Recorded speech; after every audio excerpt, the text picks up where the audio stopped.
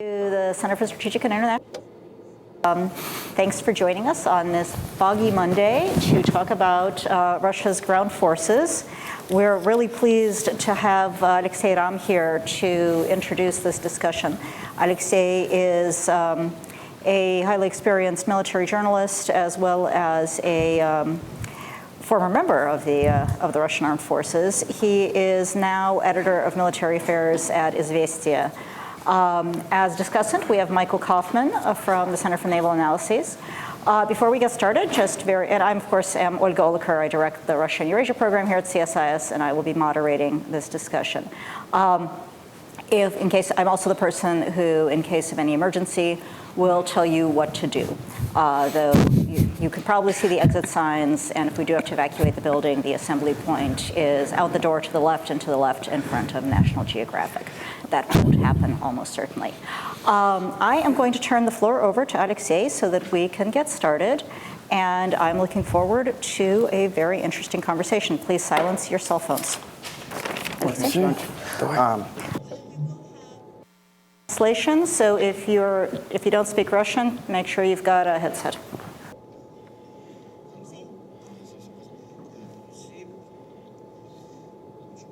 It is my pleasure to speak in front of this audience.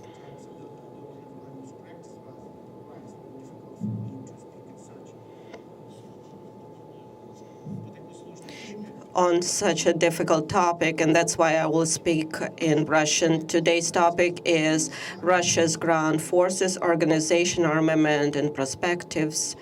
You can see it on the slide. Let's start. The Russian ground forces are undergoing very complicated reform. Reform is rather global, which was the goal of which is to create new structures that would be able effectively deal with missions, considering new technologies, modern ECMs, and specifically new control systems and guidance system. We are planning that the reform would be completed, or at least we will get to the finish line is 2021. We should understand that the Russia's ground forces have special status within the armed forces. If we look at the names, for example, the regiments, brigade, divisions, they are always called Combined Arms Army, which means that during combat missions, there are several representatives of various types of armed forces participating in it, because not only ground forces, infantry or signals, chemical tanks, reconnaissance, intelligence, and other units participating in it. In addition to that, Russia's ground forces have very interesting nuance. This is the only unit part that has its headquarters. I mean, if we are talking about other types of arms, they have their staff. We have headquarters, and the headquarters of the ground forces is responsible for all other types of armed forces, even air and navy and others should coordinate their programs with ground forces. Let's move to the next slide, please. Here we can see two main structures of the future ground forces. Here, these two terms are the main for the new reform. The task of new reform is to create integrated forces that would be able to deal with any missions for ground forces independently. First, combined task forces. Combined means, and it explains what it is. That means that they have units of all types of armed forces. We have the Army, the Navy, and Air Force. The next one is mixed task forces. Mixed means that it includes units and parts and structures of various types. It could be infantry, artillery, engineering companies and units, etc. Right now,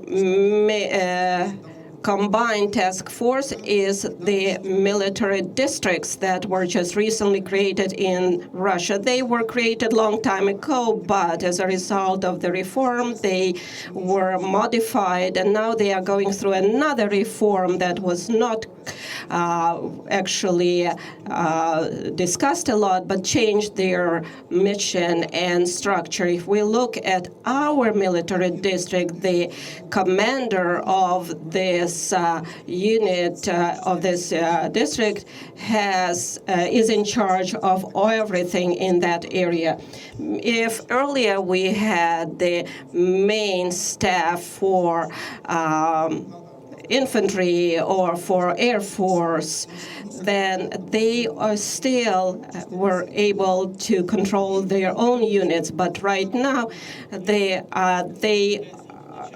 only head and commander is the ground force staff. If we are talking about combined task, we have various groups there, various units. It is rather simple. The mixed task force is a general armed forces. So that's the brick around which we create combined task forces. The Army has the task for the theater, and this is the actually brick that deals with all the missions. There are other representatives of Combined Task Force will support that mission. For example, defense in some area. So this Combined Task Force will be in charge of the mission. The rest of units, Air, Navy, etc., they will support this task force. So this, the commander of, for example, ground forces is in charge and is above his vis-a-vis or his colleagues from other units.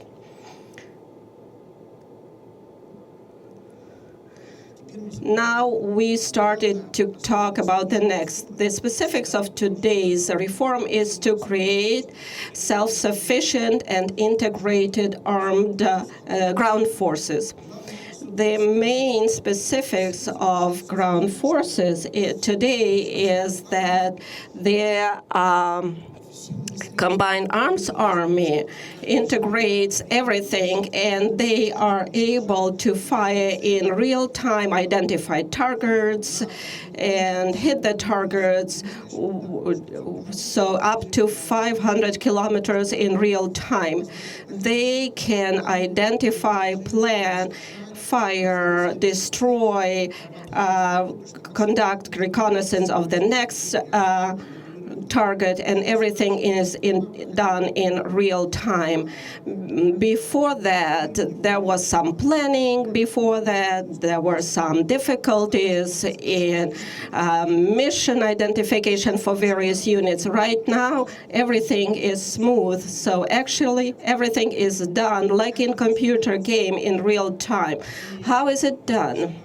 The main one, unfortunately, the part of it is not seen, is the Strelitz system for communication and intelligence. Right now, this is a special complex that allows the commanders to identify targets, send the information to staff, and also get important information for implementing the mission. For example, the staff can say that the intelligence said that there is, if, for example, it's a regiment, that there was some kind of enemy, and they are able to react to it. At the same time, the company commander can identify the armed ammunition and then provide that information for the above command. So this system was created for a very long time. It took a while, but right now the system is already implemented, and it is already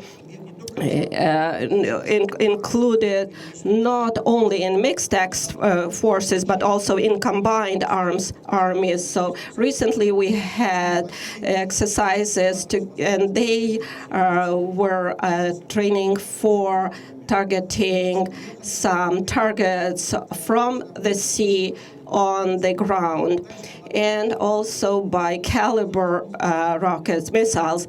And this system allows to identify coordinates, send that coordinate, and provide all the information necessary for targeting, for firing the target.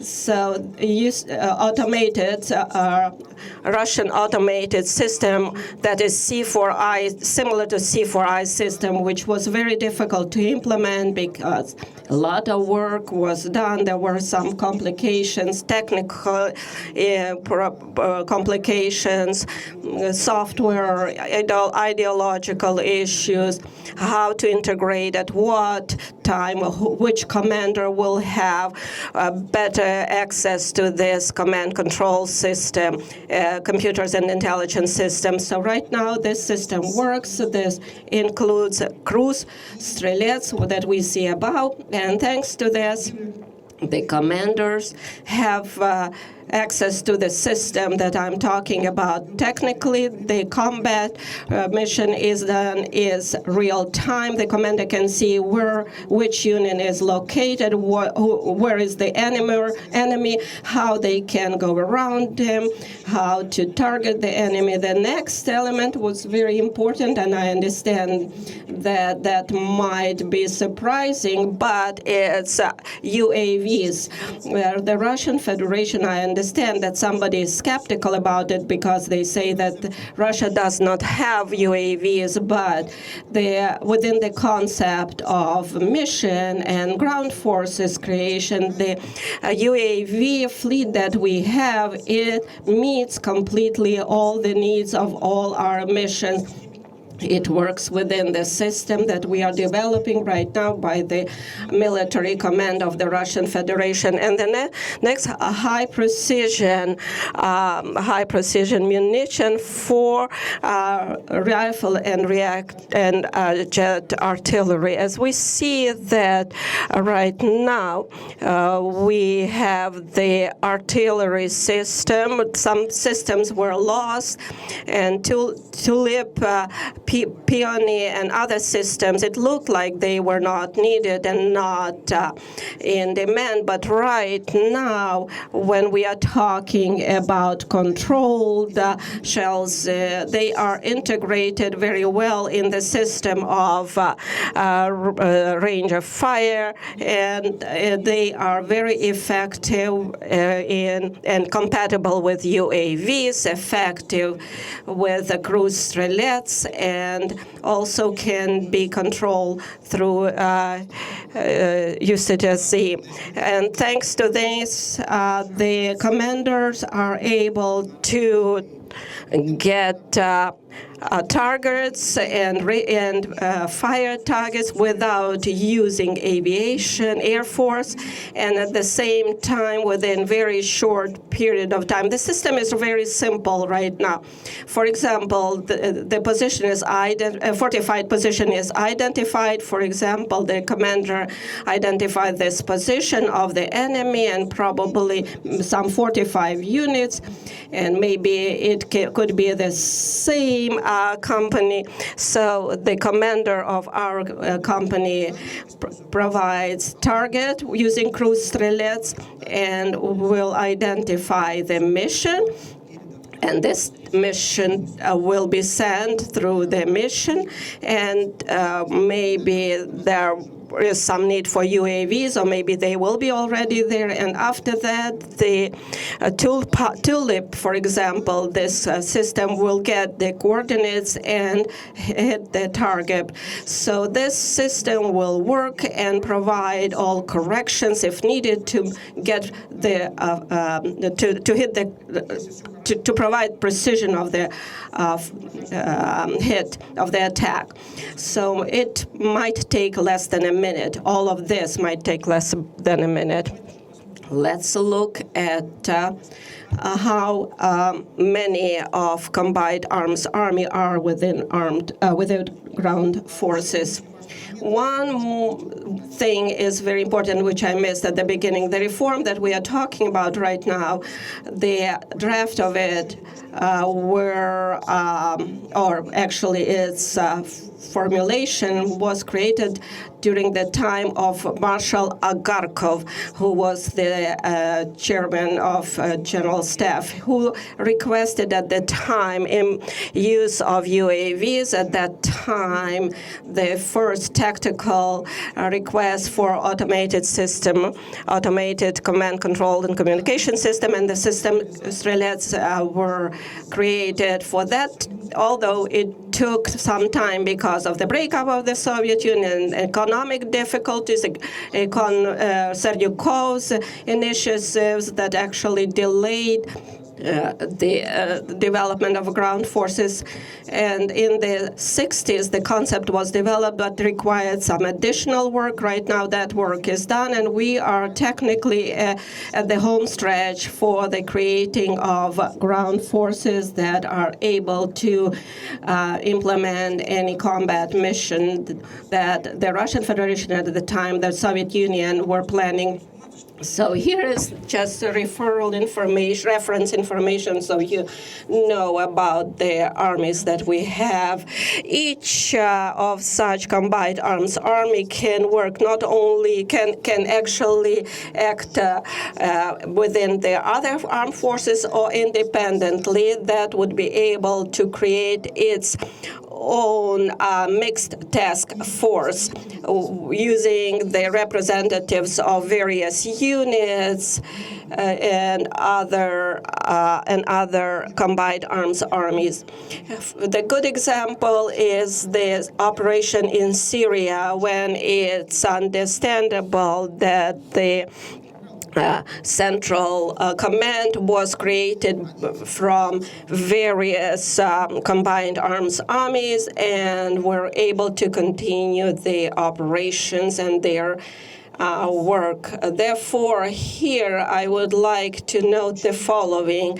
The exercises in this area and creation based on the army, this kind of combined arms army, they are going on all the time. The staff of combined arms army can get divisions or brigade under them, and they learn how to work together and communicate, cooperate, which is necessary for commanders on ground, for battalion, brigade, division commanders to learn how to get interoperability with other armies, with other units. So before this, it was very hard to create the command post, but some organizational, logistical, mental issues were in place. There was some tension at some point. So they needed to get some joint protocol, get some understanding. We can remember the war in Georgia, the country of Georgia, in Chechnya, but right now we were able to overcome these difficulties, or at least in the process of overcoming them. The commanders are taught that they are not permanent stations. They can move.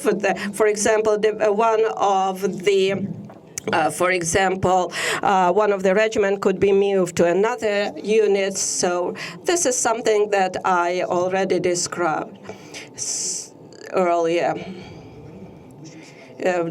During the previous slide. So this is our command, control, and communication system, cruise control, and they do not need to work with a lot of papers, documents. So the regiment comes, gets the information, transfers, relays the information. So that's we have to pay attention to Zabaikalia and Far East. As you can see, the most serious group is there, meaning combined arms army. This is not because of some political issues, but in the Russian Federation, this is traditional that the Far East area would have parallel armed forces. That's due to difficulties with transportation from Central Russia to Far East, and that's why we needed to create large units there, or large groups that can be self-sufficient, because we are not always able to dislocate something from Central Russia to that area because of the distance, and that's why we have representatives of 4 armies here. The strongest one is 1st Guard Tank Army, and in Northern Caucasus I will not talk about all of them in details, but one of the armies has only one motorized rifle brigade. Having this brigade, we will discuss that later, what is included in it. This is one of the combined arms army. It has one motorized rifle brigade.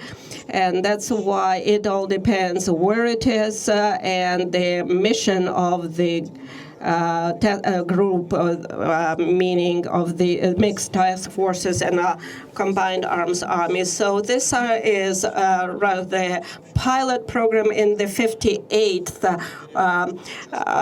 Combined Arms Army is the one that everything test on, and we are able to do some experiments. The most trained and well-trained personnel is there, and we are able effectively to assess how the new structure or new system is working or is not working, whether it's working or not working. So what is the Combined Arms Army or Mixed Task Force?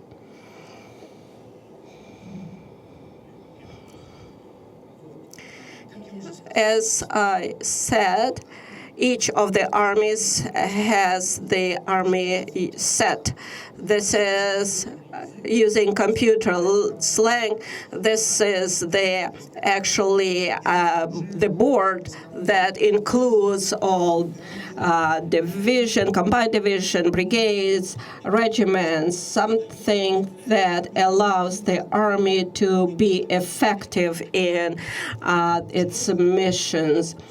What is included in this Combined Arms Army Artillery Brigade first? As you see, it has very good fire equipment, MSTAS. Later, it will be replaced by coalition, but that one is still in experimental stage. That's why it's not implemented yet. So we cannot say that this is artillery system. That's why I included it in brackets. But after after a while, MSTAS will be at a lower level. That will be on the next slide. There are also Rocket Brigade, Huracan 1. The pictures are already on the internet, although some information is still not public, but this system would allow to actually fire by not only regular multiple rocket launcher system, but other systems. So the brigades, army brigades, added some Tulpan 2S4 and Pion 2S7.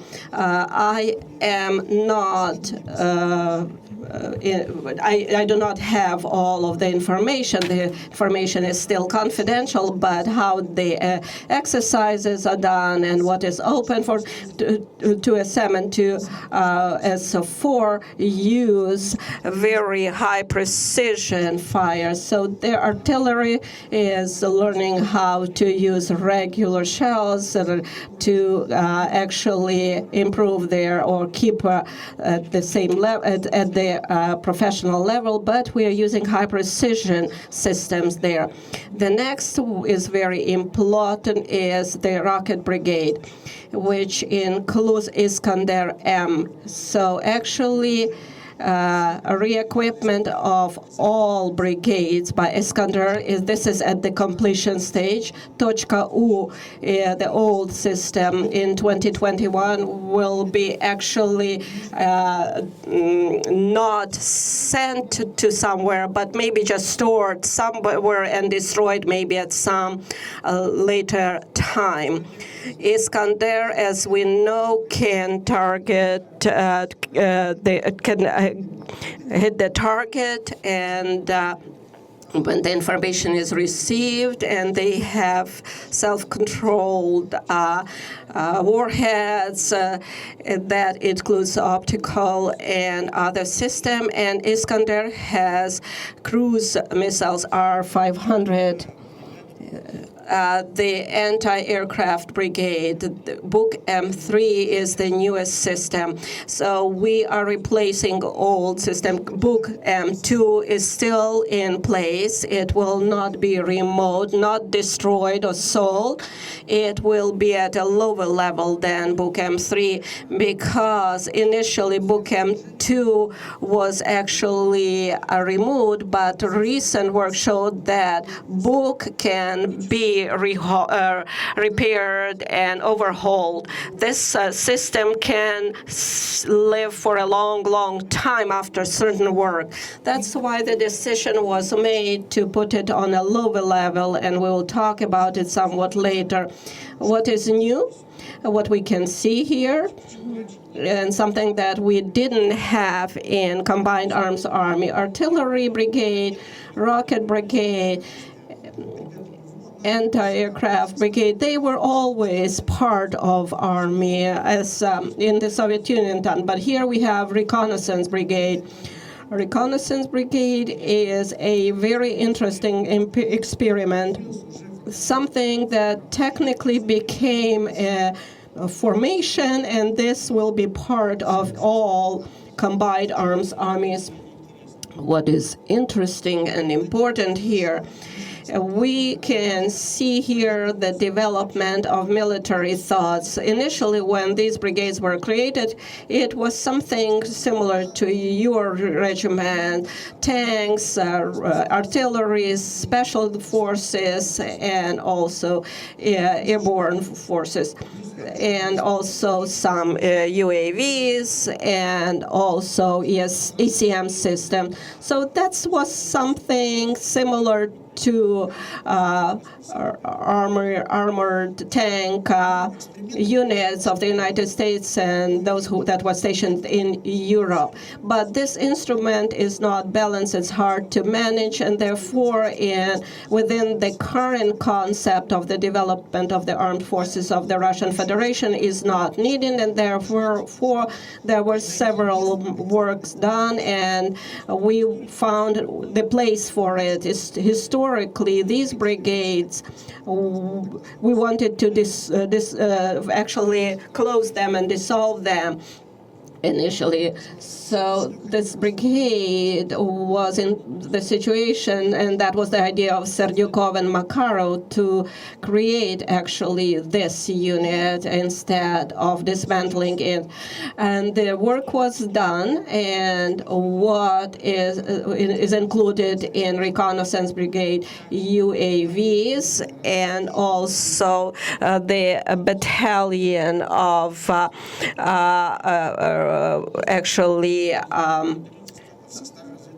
LRSU battalion, and these reconnaissance battalions and brigades are for reconnaissance and intelligence. That's what was important for any intelligence, that is identify and hit the target. If we are talking best special force companies, those are raids or assaults or something like that, while the Reconnaissance Brigade are equipped by modern vehicles at the time. Typhoon K, Tiger. That's because the reconnaissance is, of course, we can do it by walking, but they're going to use vehicles. They would do raids, and we had experimental exercises using these systems, and these are not like during World War II, when divisions and fronts units were standing shoulder to shoulder. Right now, they are more spread and not as close to each other, and therefore we can use these vehicles. And the brigade, formally, it's called communication. Right now, it's signal brigade, but we call it actually the command system, because this is the heart that launches the system for command system. So this is the element that creates the rest of the elements of the system. Right now, the information is not open about these brigades. I can just tell you that it will be upgraded and modernized in the nearest future, but I didn't put anything here. But the main special complex is used for this brigade that creates networks and channels for space signals. These are the systems that we saw in the 80s and 90s. We don't have those. These are very new signals and communication systems. The second level of combined arms army is chemical and engineering army. Before that, they were counting on global combat missions using chemical weapons and nuclear weapons, because they needed to process a lot of technologies, personnel, and landscape. Right now, the chemical brigade is simplified, and one of the important is the heavy TOS system, TOS company. TOS companies were not early included in this. They were used during the Second Chechnya War. Sometimes they were used during exercises, and the Ministry of Defense didn't know what to do with these units, whether they need the TOSs or not. Yes, right now, whether they need heavy rocket. The engineering company was also included for heavy artillery shelling when everything was destroyed. The bridges, the roads, and after that, the roads and the bridges and everything we needed to restore. The assault engineering companies appeared within these units, and we saw that also the presence of ground UAVs. Those robots are part of assault engineering company and the ECM battalion. Right now, the ECM units are very in difficult position. Right now we are buying new ECM systems, but recently there were some changes. Replacing them, we have even newer ECMs, and that's why there are some nuances in that part. each combined arms army will include brigade, motorized rifle brigade, not division, which will be a reserve for the commanders of combined arms army, which allows to conduct long raids or be an element that would prevent the enemies from moving forward.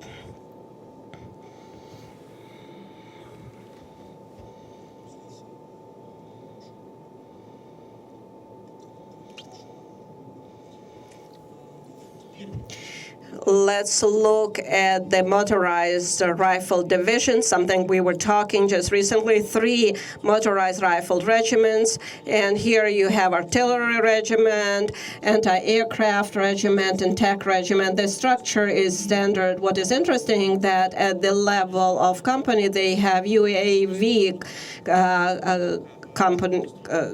UAV reconnaissance units. What is interesting here, they include some self-propelled 219 units, whereas after they are re-equipped, the artillery brigades will include 2 S-19. And there will be also a battery of for counter-battery fights.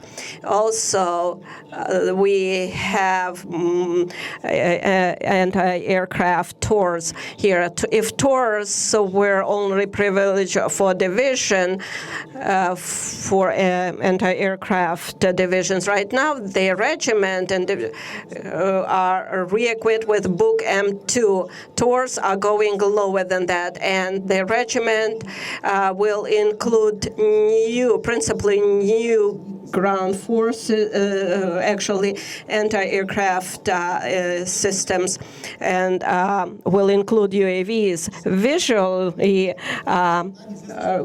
nobody saw it. They are just still tested. But these are principally new systems. That's all we know about it, which was recently by accident mentioned by the chairman of the ground forces. Tachyon, Orlan, and others are the basic for it. Each division will include the ECM companies, and they will include new Chrysanthemum system and Cornet D. Let's go on. The armed forces have 1 tank division, only 1, and it looks like a smaller version, motorized rifle regiment and 2 tank regiments, that's all. At the same time, the armed forces will include something that was very interesting, is the future division, 2 mechanized rifle regiments and 2 tank regiments, and probably that will be tank division in the future. So 2 mechanized rifle and 2 tank regiments. Why the decision was made to move back to division? We had battalions before that, the tactic battalion, tactic group battalions. That was actually in charge of the mission. That was actually done after Chechnya. At that time, we were not equipped, and the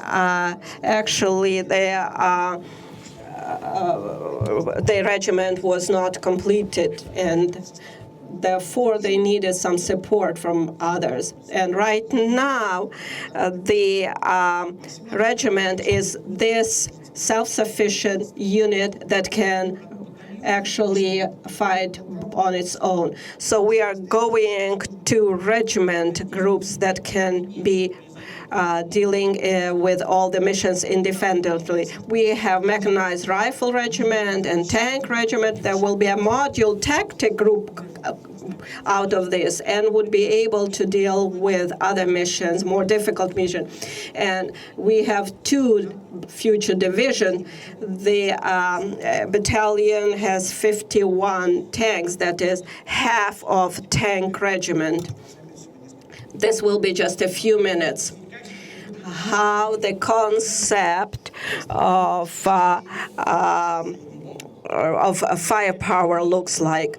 Thanks to the implementation and use T90 and T80 BVM, that will be the basic for our armed forces, and their armament system is identical. They have same capacity thanks to automated system of target guidance, and they are equipped of heat vision. I give you 2 more minutes. Serious, no more than 2 minutes, and then you sit down. I will not need more than 2 minutes. This allows us to use this equipment to hit the target at the range of 5 kilometers.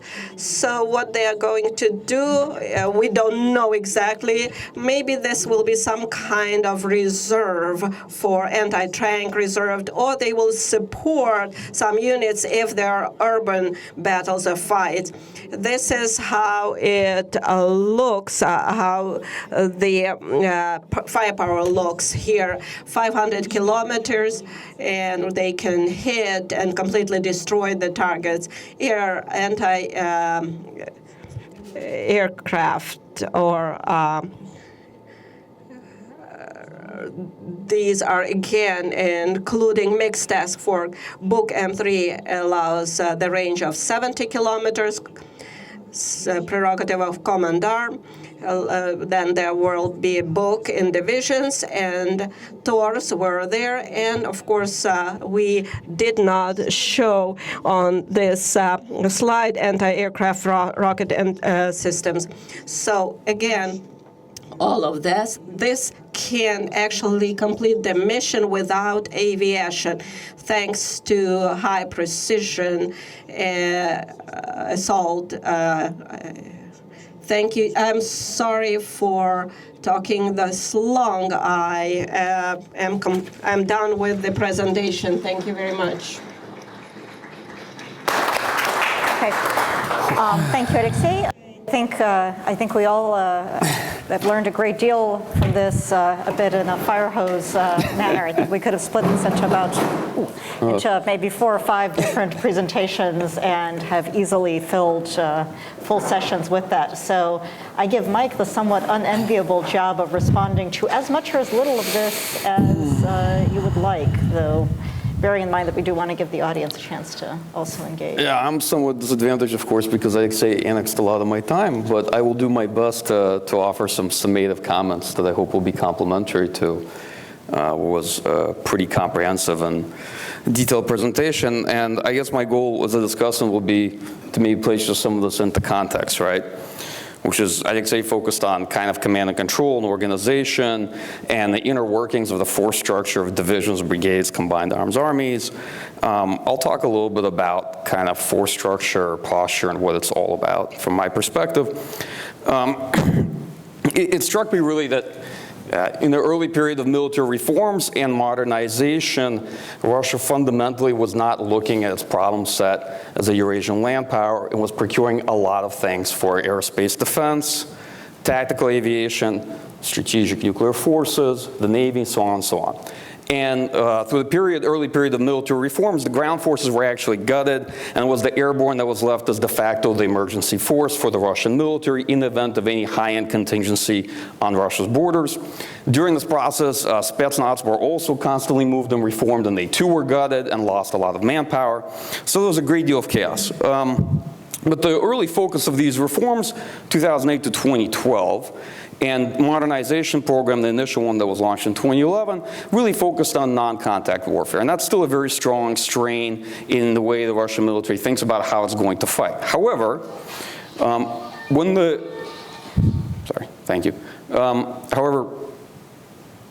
conflict began with Ukraine, that is Russian first seizure of Crimea and then the conflict in eastern Ukraine, contact warfare and the ground high and fight came back in a very big way, and Russian forces were actually quite unprepared for it, both in terms of structure, in terms of posture. There were no heavy Russian ground units positioned on Ukrainian borders. In terms of organization of the force and experience in commanding it, whether you think of whether you were talking about the combined task force or the mixed task force, a lot of experimentation took place. So my general sense of what we've been seeing since 2014 is a Russian reorganization and reorientation around contact warfare again, and around the need to have a much larger ground force that is mobile, able to solve its first challenge, which is getting out of Russia to the point of conflict on Russia's borders, and effective in imposing its will on any neighbors or adversaries. So the overall conclusion I have is that this design to recreate divisions back from brigades has created a pretty substantial sucking sound on both men and material in Russia. And it's created this push-pull where one percentage of the force is trying to dramatically increase its capacity for standoff warfare, long-range precision-guided munitions, airspace forces, and what you may consider to be sixth-generation warfare, the way the United States tries to fight, naturally adapted for the Russian forces. And then this other part of it is an expanding, much larger ground force that is still reforming and reorganizing, that requires a lot of tanks, a lot of infantry fighting vehicles, a whole ton of artillery.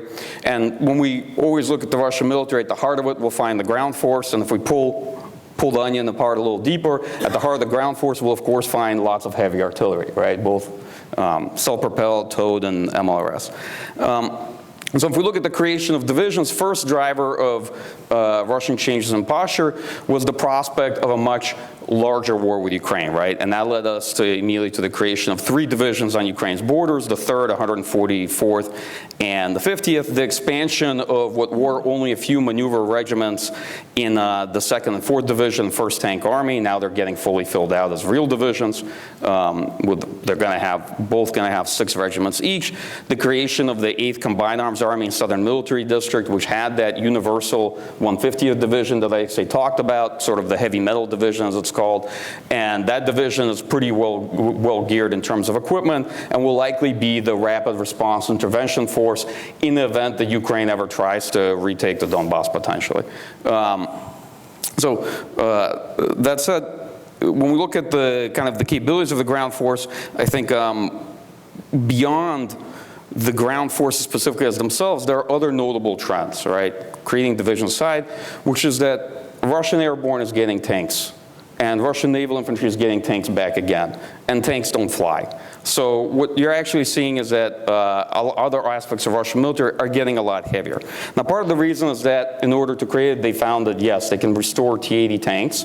They have quite a few in supply, and they also found that somebody was sitting on a lot of T-80 engines, so they would be easy to modernize and maintain. So a pretty large stockpile. But on top of that, you have 7 new artillery regiments that have created since 2013. The new reinforced MLRS battalions that IXA spoke about with Oregon M1, 220 millimeter systems, are coming online. And you have pretty fast and rapid modernization in air defense, in ground-based missile brigades. I mean, Russia intended to get 10 Iskander brigade sets by 2020. They completed that many years in advance because they make about 2 Iskander brigade sets per year. So they're well ahead of schedule in that department. And then the expansion of the part that's kind of least interesting, but probably most relevant, which is the MTO, the material support troops, the railway troops, the communication troops. You know, as always, amateur talk about tactics, professionals talk about logistics, and the actual logistics of supporting, sustaining the fight is what Russia continues to work on, improve over time. And then you have these other much more mobile forces that ride on Tiger vehicles, Typhoon Ks that IXA talked about, which now allow to do much greater maneuver warfare, detached from the heavy ground formations, to do reconnaissance behind enemy lines, so on and so forth. Some kind of issues, concerns that I'll close out, where I think Russia still has a long way to go. So understandably that Yes, the Russian ground force brings in its backpack all the joint fires it needs. It's really happy if the Air Force ever shows up to the fight, but doesn't expect it to come. It can affect air denial from the ground. It can affect long-range fires. It can do fires in tactical operational space. Russian coastal defense infantry is basically ground forces with anti-ship missiles, so it can hit everything at sea as well. De facto, it has all the joint fires that a land force could possibly need. However, I still think Russia dramatically struggles in seeing targets, right? Russia has one endemic weakness, which is the same weakness that the Soviet Union had. The Soviet Union was a brutal mauler, but it had trouble seeing. If it could see something, it could definitely kill it, and it tried to compensate for lack of being able to see things with colossal amount of firepower, both area of effect and also rate of fire. The Russian military is getting a lot better in this department. Some of the tactical solutions I spoke about, like Strelitz system and all that, that gives Russia the ability to real-time target fires, but still in that tactical space of maybe 30, 40, 50 kilometers. When we talk about the much further space out, the tactical operational, your 100 to 500 kilometer mark, Russia has capabilities that can hit that far out. MLRS, Iskander, whatnot, but it doesn't have the ability to see moving targets. In fact, in all fairness, it has the drones as a solution to this problem, right? But drones are really great in an uncontested environment. In a contested environment, the types of drones that Russia has, many of them are short range, and the other ones that are not short range are the ones that will be first to die. They're not going to last very long, I'm sorry to say. So it's still a really big question as to whether or not, one, the Russian military can't see much beyond in the range that its fires can successfully hit targets, and then two, whether in a contested environment that ISR stack of what they have attached to it will actually last, the recon strike loop. Beyond that, there's a lot of Russian ground force equipment that's modernization, but still there's very little in terms of breakthrough. I think the main thing we can talk about is precision guided munitions in artillery that IXA pointed to, but looking further out, a lot of Russian equipment still suffers from Soviet design problems and equipment that prevents it from being able to engage in certain tactics. So at the tactical level, it's still disadvantaged both in terms of range and certain things it can do. And there are lots of things that are always a paradox. Like Russian airborne BMD-4M finally has thermal panoramic sight for commander, but the Russian tank, of course, cannot get thermal panoramic sight. We can only hope that T-90MS finally will have it, but T-72B3, T-80 BVM, and the rest of them just don't have the system, which is a bit of a disadvantage. I'll close on that. I have a couple other comments, but I think one point that kind of a bit of a nerdy minute point I would say is that people in the United States focus a lot on the size, caliber, and range of Russian weapons. In artillery, this is pretty good, but in other forces, there are a lot of questions about the quality and capability of the current generation of Russian ammunition. All right, ammunition is also a very important factor in what kills things. And in many areas, Russian ammunition is probably a generation behind where the West currently is, and other cases where it's not behind, it's not available in large supplies or quantities. So that's still a long area of development and growth. Thanks, Mike. Of course, that only matters if you're planning to fight Western armies, right? Which is one of the questions, I think, that's worth exploring, but it's not actually the one I'm going to ask because we've heard a lot about equipment. We've heard a lot about organization. One of the things we haven't talked about, although we've talked about so many things, is people. Mm-hmm. And I think that's worth raising the question of what has happened and what still needs to happen to make sure that the Russian army, the Russian ground forces, as they shift to all of these new capabilities, new technologies, new ways of doing things, have the personnel that can actually do this stuff. Are they trained? Are they able? I understand your question. I can tell you the following. The modern ground forces have well-trained personnel to implement all options that are identified within my presentation. A lot of work has been done. The number of contract personnel includes their training has changed and how the sergeant positions, appointees are done, and also the infantry, those that use high technology and high precision technology technology. There are specialized courses that train operators for UAVs and high precision systems. We are used to listen that this Russian army is conscript army only, but technically it is not right the same right now. That we have less and less conscript forces, so we cannot completely exclude them. We have to train the reserve that can be well organized and would be able to be used and replace some of the personnel if there is a need. So I did not include the personnel training in my presentation, but there is a very important part, training of reserve. This is a separate topic, rather complicated. We are working in that area, but conceptually, we still don't know how the reserve should look like. It is clear right now we do not have specialists. A person can get sick or resign or leave and then we need to equip, to man these units. So there are some difficulties there, but the leadership of the armed forces of the Russian Federation can have some contracts for 10 years, and you can choose how long you serve on active duty and how many years you are in reserve. So the system is rather complicated. Who knows why they are creating that system, but this is outside of today's topic. Question. Sure. And then to see if he agrees, and then I'll let Alexei respond briefly to Mike's comments. Yeah, personally, I think it's a great question. We overly focus on capabilities as opposed to the actual quality of the force. So Russian forces were incredibly successful in expanding the contract share of the force in the last 5 years by maybe over 200,000 strong. So now it's more than 50% of the force. Probably the weakest branch in which is represented is still the ground forces. Other branches have much higher contractor share. But in the ground forces, conscripts can do a lot of jobs. They don't need to be special cosmonauts or rocket scientists to do a lot of duties in ground forces to begin with. That said, the growth of the contract force has stalled out in the past year. Shoigu was briefed now 2 years in a row. That's 384,000 strong, which suggests that basically a lot of 3-year contracts expired in 2017, and they've had trouble getting people to re-up, so it's sort of stabilized at that number.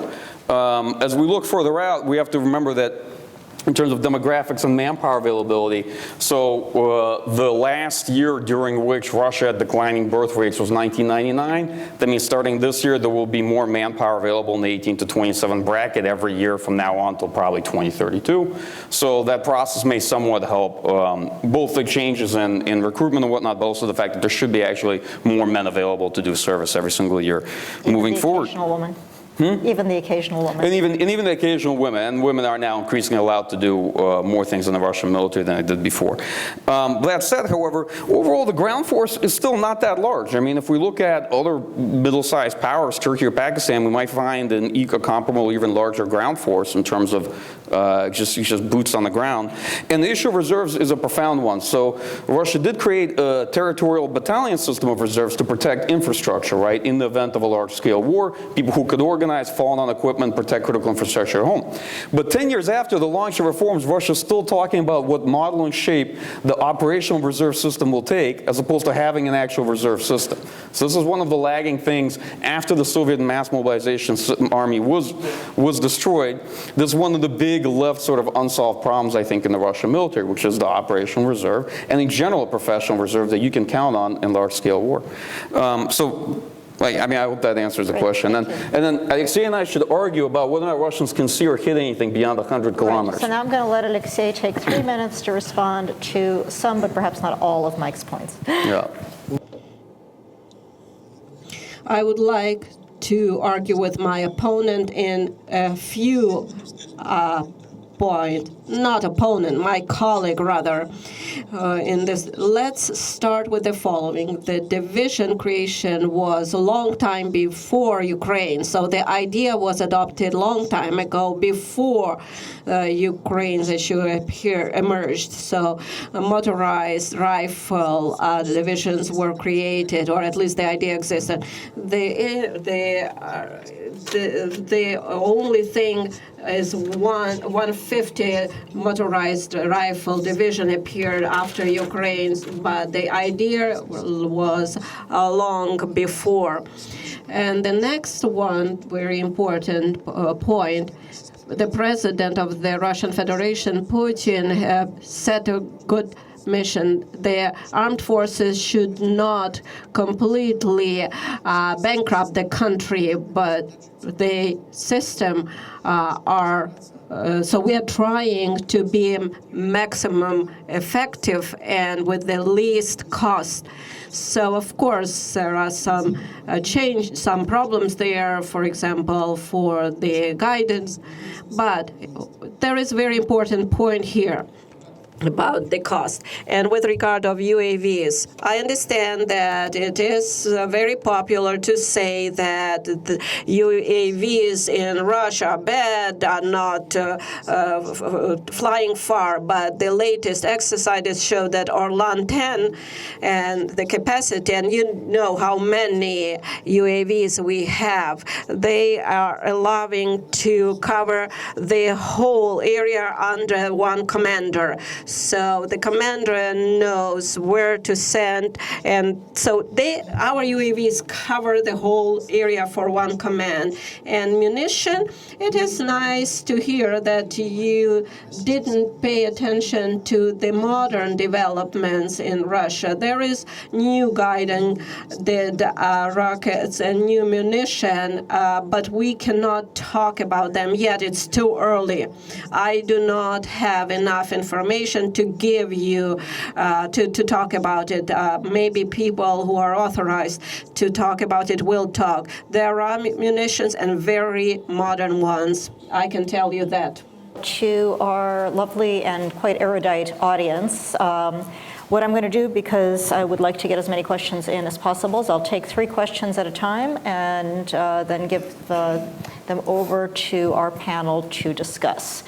Peter? Please identify yourself, even if I've just identified you. I may know who you are, but everybody else may not. And please do ask a question. Yes, good morning. Peter Zwack over at National Defense University. A question for the panel.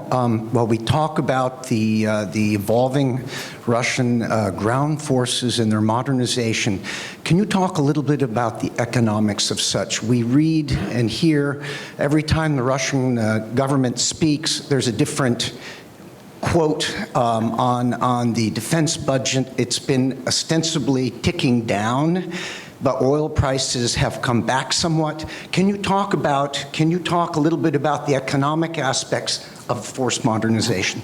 Great question. Okay, let's take 2 more. Great, thank you. Jeff Edmonds from CNA. Alexei, great presentation. Thank you so much. My question has to do with the new systems, the command and control systems you've mentioned. How much of the new force is reliant on space-based assets? Mm-hmm. Thanks. Okay. Another good question. And 3rd question, let's just keep going back to Dave Majerman from National Interest. With regard to the air defenses for the Russian Army, can they, realistically speaking, actually go unaccompanied if they were going on the offensive? Because, I mean, even with this sort of setup, against something like an F-35, you may not have enough left of your force after they get done with you. Great question. Okay, Alexei. Mm-hmm.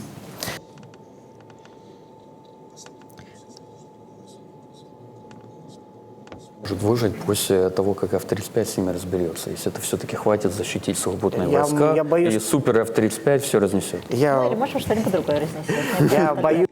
I am afraid to disappoint you, but the question might be asked differently. The third one, what's happened with C-35 when it is within the air defense system? You shouldn't say that the engineers creating new system will not take into consideration Western developments and the new equipment. So they are very maneuvered and they can move around fast. If you compare the two systems, then the ground force systems are prevailing and higher than similar from Air Force. And they are able to hit modern aircrafts and also UAVs and high precision artillery. We can hit cruise missiles and bombs and guided bombs and others. So I don't think this will be equal. We are on equal footing, and all depends about skills of ground forces and personnel, and also the pilot skills. With regard to the first question, I understand that it is a very important issue, that is economics, that is the cut in military budget, increase or cut. But as an editor, I am not talking about not economic aspects. I'm focusing more on military aspects, less on economics. Of course, I can talk about the oil prices and how they impacted, but this is not quite my topic, and would like to refrain from the discussion. What does and doesn't happen or does it happen slower? Yes. If I can tell you, the reform that is already launched, the main driving force behind is already there. So all of the work has been done. Probably some combined armies will not get everything, but if we are talking about major parts, the groups were created. We are talking about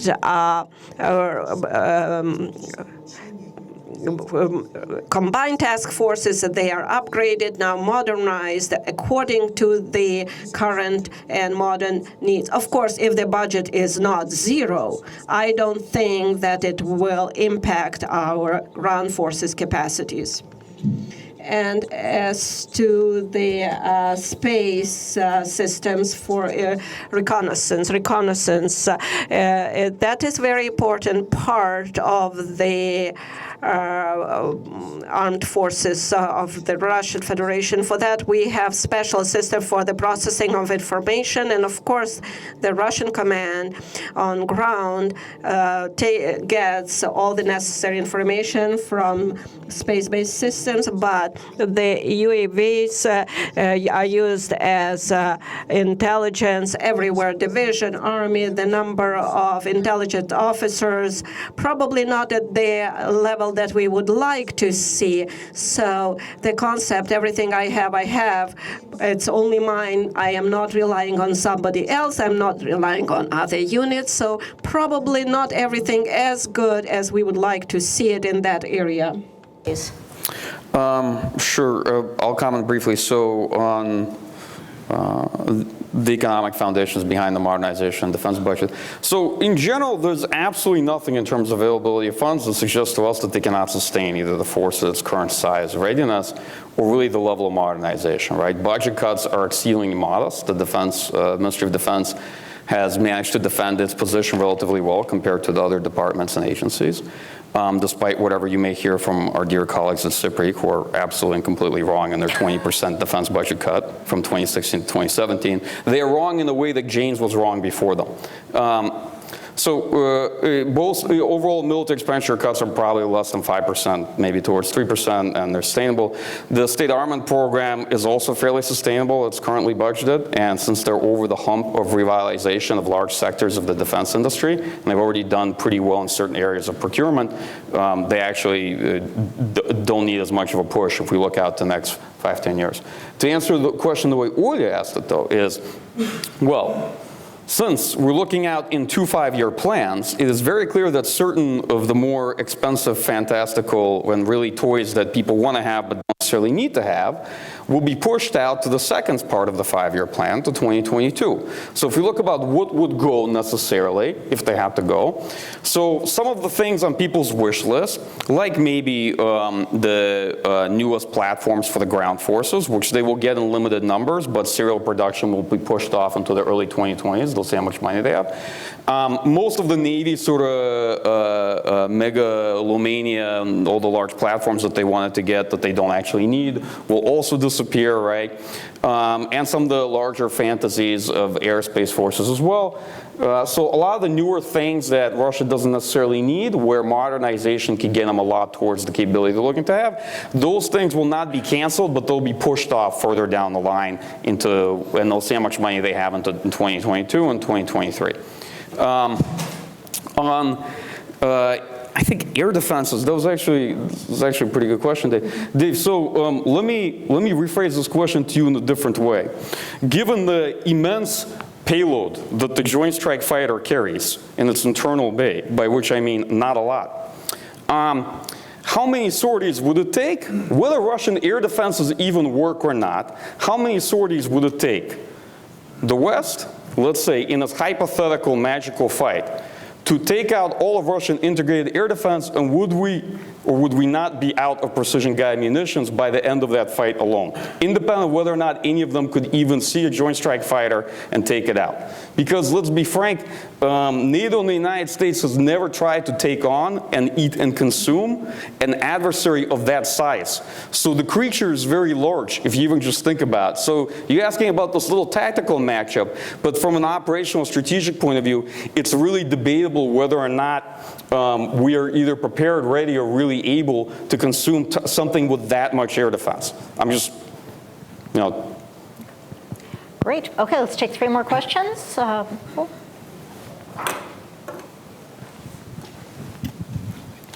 All right, Paul Schwartz at CNA. I'm curious if you can comment on the lessons learned from Syria for the ground forces, and to what extent and how have they been incorporated into current Russian plans for ground force modernization and evolution? Okay, let's take one more. Keep going behind. This side of the room is so quiet. Hi, Chris Lee at Saskatchewan, USA. I wanted to really briefly ask about the prioritization of modernization of ground forces across the Russian Federation, and if the panelists could comment briefly on the Far East in particular. Thank you. Great, and let's take one more. Let's go to this side of the room first.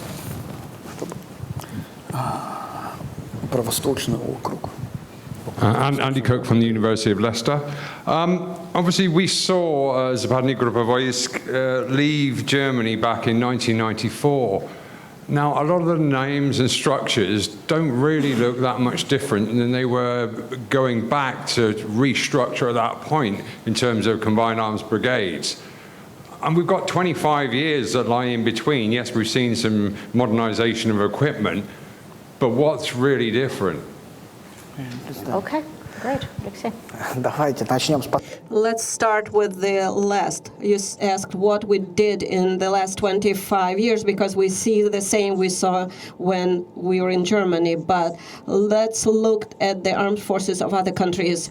The U.S. armed forces, yes, they reformed, but the reform were associated with the participation in Afghanistan, with the war in Afghanistan and Iraq, and countering terrorism. In Europe, all of the changes were associated with the reduction of funds. That's why they moved to brigade from divisions.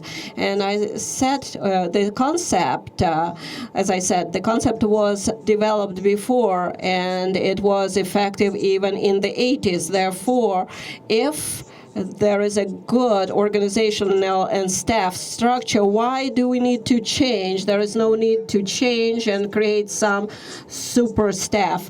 If we can effectively arrange very cost-effective system, As we see, this allows us with some changes. We do not need to create some super mega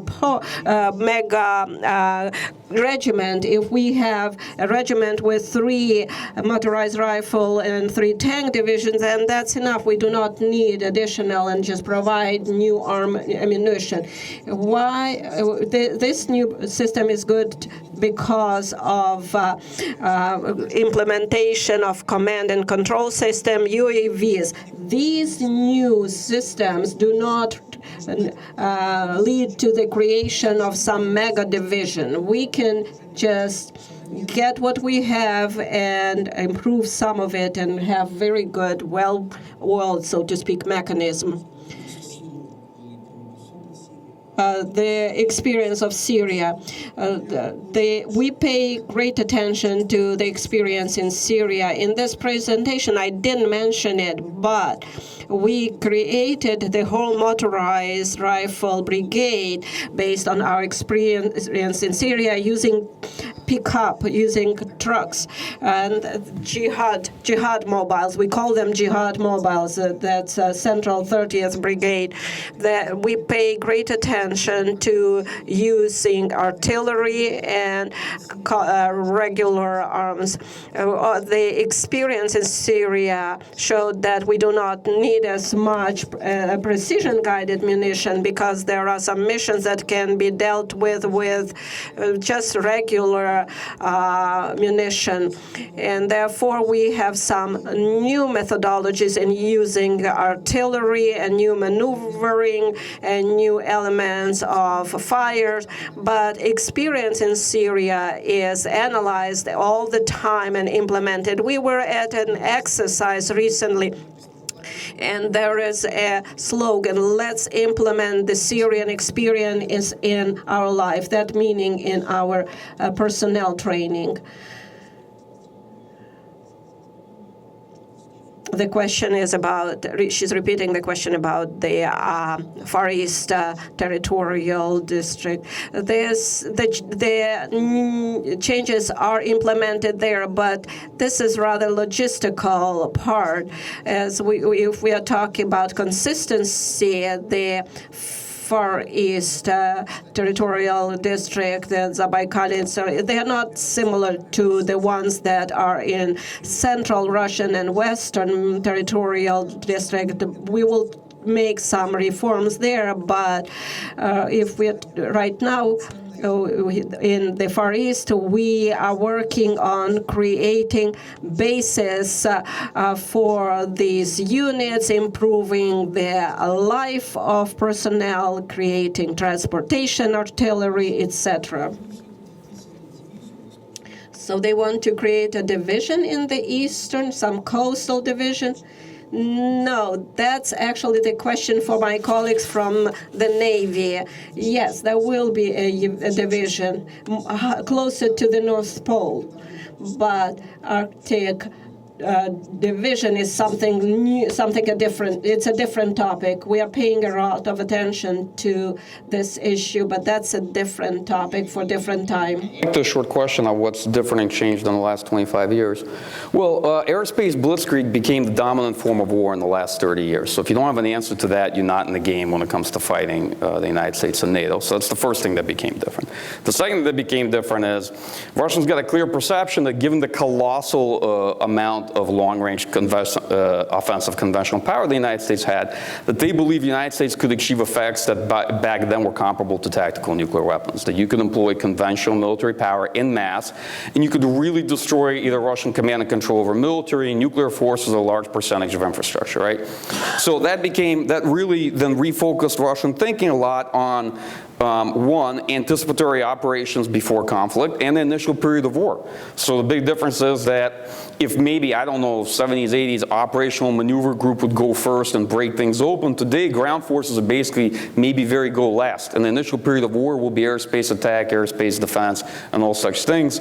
And then and that entire reconsideration of focus led, of course, to airspace forces, heavy investment in air defense, missile defense, so on and so forth, to try to be able to blunt, and then eventually invest in a parity of capability of their own, right? To be able to conventionally retaliate and punish, so as to be able to affect conventional deterrence against the West.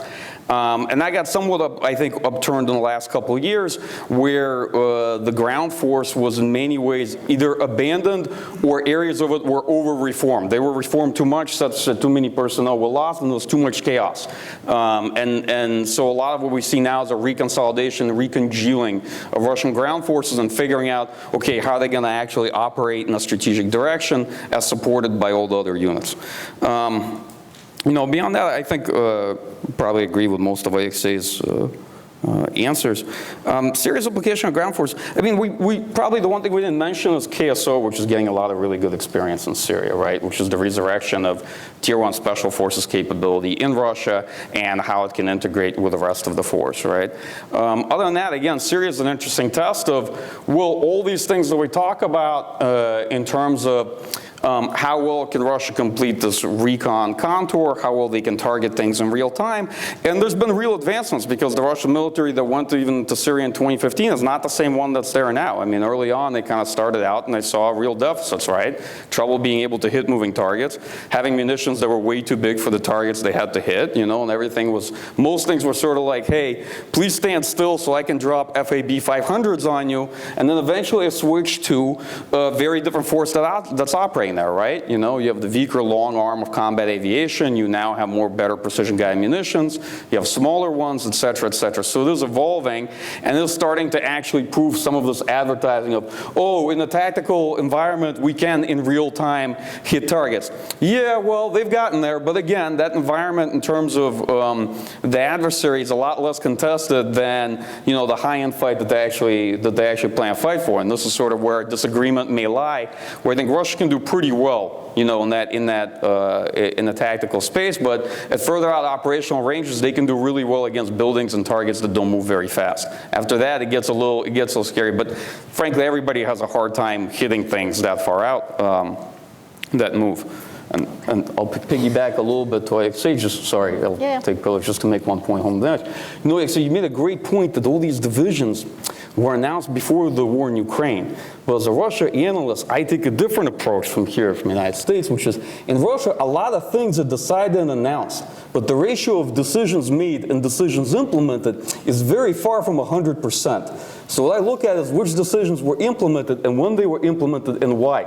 Because I probably have at least 4 different orders from Vladimir Putin announcing creation of reserve for Russian armed forces, and we are still talking about reserve of Russian armed forces. When will it be and what shape it will take 10 years later? So I have to make the small repose point to say that a lot of things in Russia announced. The question is what's implemented, when it's implemented, and why it's implemented. Okay, Alexei, do you want to respond to that? I can say only one thing. Right now, the creation of new military units are associated with the creation of infrastructure for them. One of the colleagues who asked about Eastern Territorial District, there was a very good term during the Soviet Union time is assault.